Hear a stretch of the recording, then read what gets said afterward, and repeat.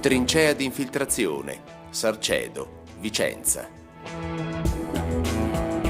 Questo sito dimostrativo presenta come tecnica di ricarica della falda la trincea di infiltrazione. Il sito di intervento, di proprietà comunale, è attualmente adibito ad area a verde pubblico, con presenza di percorsi pedonali e arredi per la fruizione ricreativa.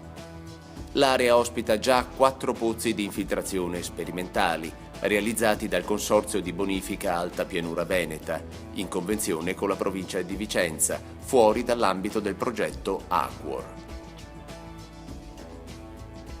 La trincea di infiltrazione consiste in uno scavo nel terreno a sezione trapezioidale, avente una profondità utile di 3 metri, una larghezza pari a 10 metri e circa 60-70 metri di lunghezza. All'interno si trovano le linee di distribuzione, 2 tubi micro fessurati in calcestruzzo da 300 mm di sezione, adagiati su un letto di ghiaia ad una profondità di circa 260 cm, ricoperti da materiale grossolano, ciottoli e ghiaia, derivante dallo scavo della trincea, integrato con altro materiale per riempire il volume di scavo e il ricoprimento superficiale per uno spessore di circa 50 cm con terreno vegetale. Il corpo idrico donatore per l'attività di ricarica è un canale irriguo, roggia verlata, che scorre a fianco dell'area interessata.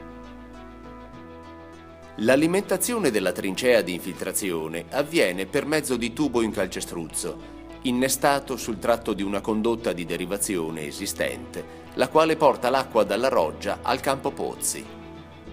Il tubo a sua volta è connesso a 3 pozzetti di distribuzione, presenti in testa alla trincea, che determinano la ripartizione dell'acqua destinata alla ricarica della falda in maniera eguale tra le linee di infiltrazione.